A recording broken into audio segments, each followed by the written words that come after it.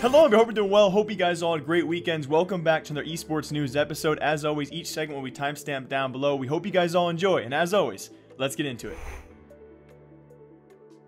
And in big CSGO news out there this past weekend, we had a few tournament results we'll talk about later on, as well as some few roster changes out there. The first of which was actually Team AGO replacing, of course, Snatchy. They lost last week to Virtus Pro. They, of course, acquired Snatchy after replacing Morels as a stand-in player. It's actually Team AGO, though, who has now signed Spiro to replace Snatchy on their roster. Spiro will come from the Kingwin bench, so really no teams losing out there. And I think, in my own opinion, so far, we'll have to see with the results. AGO looking forward with this pickup, a pretty solid choice. So AGO announced that this morning, and you guys can also tell the bond these players truly have with their owners as they all join hands for that announcement. And also in big news, we actually had Swole Patrol at Philadelphia. They took the tournament with really no problem at all. If you guys were aware as well, Swag is newly to that roster with Freakazoid's younger brother Cooper, and there was actually no Marky this weekend. It was actually Ye standing in for the team as well. So look for the team to improve even further, and next season in Mountain Dew League, look out for Swole Patrol. They take Philadelphia with pretty much no issues at all, and they were probably expected to actually win that event. But also in very big news out there, I guess you could say news or trolls,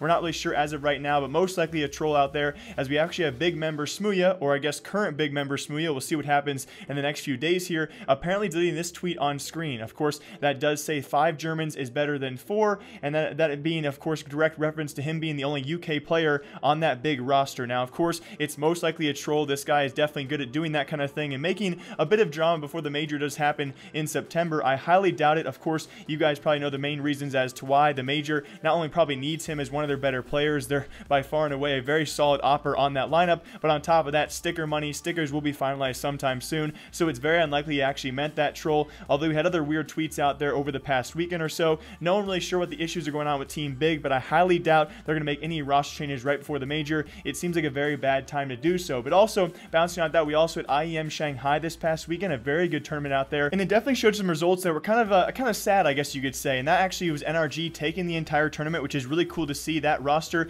a North American roster who we thought throughout early this year was going to be a dominant, I guess you could say, dominant team at the major qualifier. Unfortunately enough, they did fall short to Complexity and Rogue when qualifying for the major, and this tournament really kind of emphasizes the major process we currently have in store for us, because they beat some very solid teams, and all 3 teams they actually beat, which we'll reel off here very soon, are going to be at the major. So it's always a sad thing to see, especially at an event right before the major, to see a team out there who is predominantly better than other teams who will also be at the major. The first of which was actually HR. They beat them in a best of 3, 2-1. They also swept Gambit 2-0, and in the finals, they swept Tyloo 2-0. So NRG, a roster, congratulations. They look amazing together, and I cannot wait to see what these guys do in the future, and hopefully we do see them at the next major. But it's very unfortunate to see a team like this fall short at the major qualifier, but look this solid around the major time. I really would have loved to see what these guys could do and represent North America at the major. But again, some big changes hopefully coming soon, guys. Hopefully not for Team Big.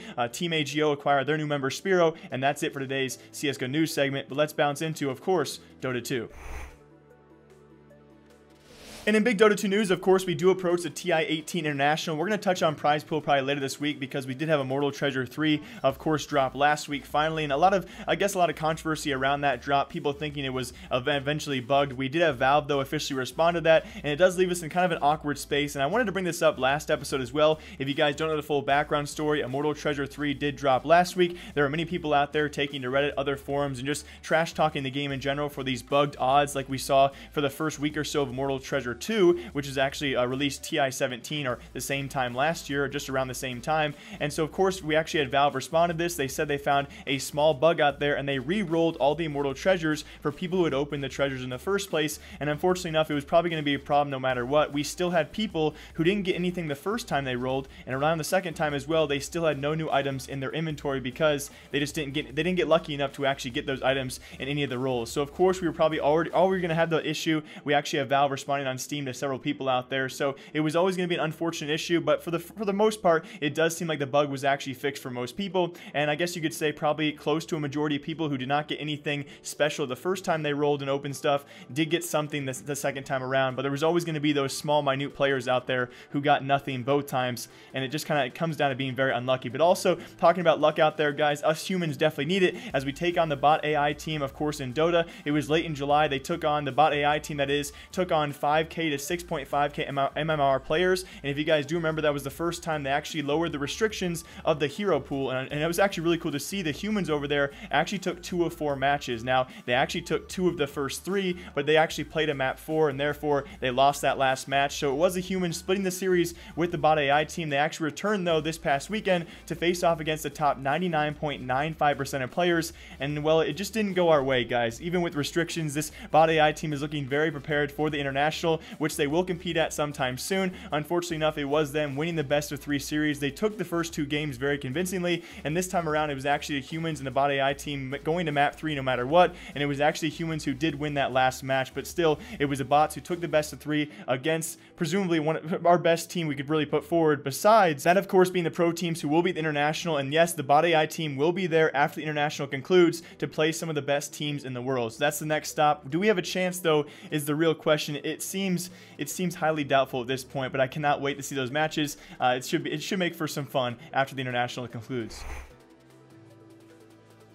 And also in Fortnite news, of course, we had Skirmish Series Week 4 continue. It was actually the second week in a row we've seen no big issues, no big bugs or lags, or I guess you could say cheating allegations out there. Another great week so far of dramatic finishes. If you guys were not aware, it was actually last week's event, which is a duos event. This week was solos. A victory royale got you 2 points, 4+ kills got you 1 point as well. And it came down to the wire, especially for Friday. It was actually not Vivid taking his second victory of the entire series. He actually won week 1 with a duos event, now week 4 as well, with a very, very cool, it actually was him and Liquid Poach in the same final 5 for the final match, and it was not Vivid grabbing a last second kill to deny Liquid Poach his victory royale flush, which would have won him the entire series. So it's actually Liquid Poach taking second place, not Vivid taking first place by 1 point in the entire event for Friday. It was kind of cool to see as well, and Queel rounded out your top 3. But also Saturday was very cool to see some dramatic results. It was actually Dementos who took 3 of his last 6 games in victory royales to come back and win the event as well with his 8 points. I guess you could say not too close of a series, but still they're always going to be pretty close, within a couple points of each other. It was actually Thevic and Proxy Master who rounded the top 3. Another great week for Fortnite events, guys. I cannot wait for week 5, which will be announced, of course, this coming Friday. So dramatic things coming soon, as we do still debate. I know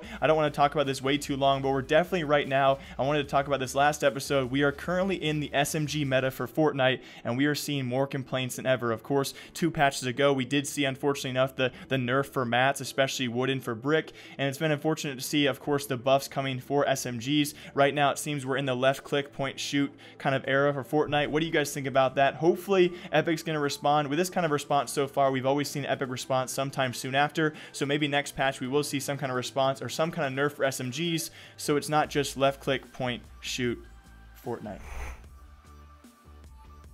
And also in very big news, guys, of course, Mondays are episodes where League of Legends we cover LCS, North American LCS, as well as European LCS and the LCK matches. It's probably my favorite episode to do for League of Legends, especially because in North America, we have probably the closest race we'll ever see in League of Legends history, and Cloud9's Miracle Run has officially begun and is coming maybe to a close if they can pull it off. If you guys have not been watching the LCS these past few weeks, it's been amazing to see ever since Blabber came up, ever since, of course, Sneaky came back as well. The team is 5 of their last 6 games. They have come in victories, and alongside that, they've gone from 2-6 to now 7-7. Another 2-0 weekend here, guys, with some very important victories, and it's amazing to see they are now officially back in playoff contention. If not, I guess sitting very, very well. We also had Team Liquid, though, bouncing off that, more of our solidified teams. They come away with 2 important victories over FlyQuest and 100 Thieves. This pretty much guarantees they are now at 10 wins, pretty much guarantees playoffs as well as a world spot for Team Liquid. As of right now, it looks so far for North American LCS. It looks like a majority of the teams going through to playoffs in that top 6 spots will need 9 wins, maybe 10 wins to guarantee playoffs. So Team Liquid pretty much guaranteed. Echo Fox, 100 Thieves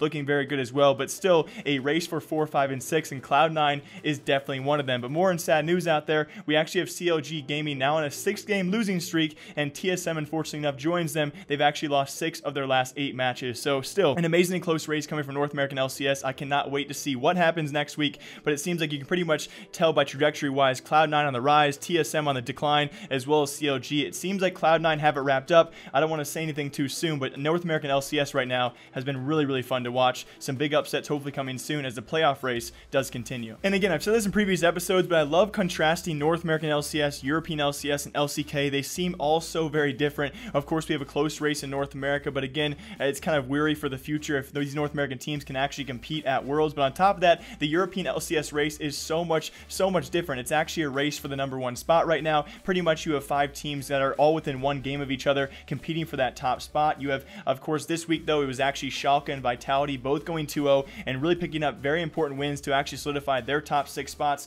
Misfits lose another for the 3rd straight weekend. They lost a match, but this weekend they actually go 0-2 to Giants and Schalke, being the team again to come away with the 2-0 weekend, that being Schalke. 2 very important victories. We also had G2 go 1-1 for the 3rd straight week, and it's actually Fnatic looking very strong right now, sitting in that number 1 spot. And again, if we were to have power rankings as well to differentiate these teams, Fnatic and G2 probably your number 1 and 2, followed closely by Misfits. But most importantly, of course, we have to talk about it, guys. We talked about this in previous episodes. It's going to be H2K going forward, and other teams at the very bottom as well, to be your tournament spoilers, your playoff spoilers out there. H2K proved themselves to be just that with a very huge victory, an embarrassing victory for Splice, I guess you could say, because H2K do defeat them, and that was a very, very notable loss for Splice. They now go 7-7 and are equal with many teams out there. So again, a very important loss for Splice, a very important victory for H2K. Although they have no playoff contention, no hopes for this split, they do have hopes, of course, for the future and not to be the embarrassment of the entire league, and they will pick up your first victory this week. And finally, we have no more teams in League of Legends currently with no wins. And very lastly as well, of course, LCK matches, and again, we have a North American LCS, a close race for all the teams. We have European LCS, pretty much a race for your top 1 or 2, and the LCK pretty much solidified their top 6 so far, but I guess you could say their top 5 are looking pretty solidified. It's pretty much a race for that last playoff spot. We have KT, Gen G, Kingzone, Dragon X, all going undefeated this weekend. It's a pretty lopsided split here so far for the LCK. You can really tell who your dominant teams are, but also a very important race, again, like I said previously, for that 6th and final spot. We were watching SKT very closely, of course, ever since their roster changes. We really have to question as to why they're not making roster changes, and the questions went away for a little bit because over the course of the last 3 weeks, besides this past weekend, they had won 5 of their last 6. They had an announcement on Facebook saying a big announcement was coming on July 30th. That announcement has never come. We never really knew if it was maybe Faker coming back to the roster, if it was a top laner jungle change, and unfortunately enough, guys, they're doing the reverse Cloud9. They have, of course, followed Cloud9 with winning their 5 of their last 6. Unfortunately, though, this last weekend, they do go 0-2. Very important losses there, and they are now in contention still for playoffs, but again, a really close contention there with all these teams in the LCK, and again, those 2 losses actually coming to, unfortunately enough, Griffin, of course, being one of our best teams this split so far, and a Freak of Freaks who, SKT historically speaking, especially this split, have struggled to beat, and those are actually very 2 important losses, because if it does come back to a tie, a head-to-head competition against a Freak of Freaks who sits right with them in those record standings, unfortunately enough, a Freak of Freaks has 2 victories in 2 separate series over this SKT team, and again, SKT probably looking to solidify at least 3 victories to try and make playoffs. I am cheering for them, but again, it's very cool to see a very close race here for that 6th spot. These last 2 weeks for all NA and EU LCS as well as the LCK is going to be very, very important. Really? And also in big Overwatch news out there for all you avid players, we do have the summer games being announced this week. It should be Thursday, August 9th, where the summer games do officially start with some cool game modes. On top of that, some promised skins coming into the game. So best of luck to all of you guys who are going to try and grab those skins. It's been a weird reveal so far of the games, potentially one of them, and one of them will actually be soccer. It pretty much at this point looks like Rocket League inside Overwatch. So let me know what you guys think about that. But still, summer games, again, are going to be an event here scheduled for this summer as they do in previous summers as well. It should be a nice event, and I cannot wait to see what skins actually do come out in full detail. And on top of that, guys, also talking about Overwatch League updates out there. Of course, we're now in this little bit of a lull period in terms of determining what teams out there. We do have more organizations and more cities trying to actually solidify their spots in Overwatch League. As of right now, most recent rumors revolve around Vancouver, Canada, as they announced this past weekend the building of their esports stadium. It does seem a potential city out there to actually name a spot in the Overwatch League might be Vancouver, although we'll have to wait a few weeks to hopefully hear what other teams will be joining both Atlanta and Zhangjiao, who actually announced last week their teams. Again, we have no rosters right now, no team names for those cities, but there should be 6 new, including Atlanta and Zhangjiao, in that list, and we cannot wait to see who those cities will exactly be. So, going to be cool to see in these next few weeks what is actually announced for Overwatch League, but right now, for now, enjoy the summer games. And also in very big Rocket League news out there, of course, we had our Central Qualifier this past weekend. It was to no surprise as we saw Cloud9 rumble through the Open Qualifier, not losing a single map through there. They actually took on Team Seoul at 2 separate times throughout the playoffs as well. Seoul actually fought their way back through the loser's bracket. The only team at the entire event to really put up a good fight. Unfortunately enough, though, Squishy Muffins leading the way. His reign does continue as Cloud9 also continues, and they've locked in their universal spot. Now, as of right now, we have 5 regions left. We have, of course, solidified Ghost Gaming from the Northeast. We actually have G2's Prime primary roster from the East. G2B can actually still make the West qualifier this weekend. It's going to be very cool to see which teams actually do qualify for our 8 spots at the Universal. But for now, it will be Cloud9 taking that central spot, and I guess you could say in somewhat dominating fashion, looking very strong throughout. Now, on top of that, though, big announcements, of course, as last week we had our RLCS or trade lock coming in. Some teams did not announce. One of those teams is actually Splice. They've actually officially added Dapper to that lineup, and unfortunately enough for all you Chiefs fans out there, all you Jake fans out there, he is now officially retired from Rocket League. Competitive play, it does seem, but in the future he does want to come back to coaching. Apparently, we're going to wait for the twit longer for more details about this, guys. In some very sad news, as we've seen only a few players in the past few months, especially with the big announcement of the $1 million prize pool, only a few players actually choosing to retire, and now Jake apparently has been one of them. I do not doubt we'll probably see him at some team in the future, for at least for a coaching role. We hope so. Again, we're going to wait for the twit longer, though, to share with you guys more information. As always, I hope you guys all enjoy the Monday episode of Esports News. We will see you guys all back here Wednesday. Let us know down below in the comments if we did miss anything, and of course, we will see you all then. Thank you all for watching. My name is Jake, and we'll see you Wednesday.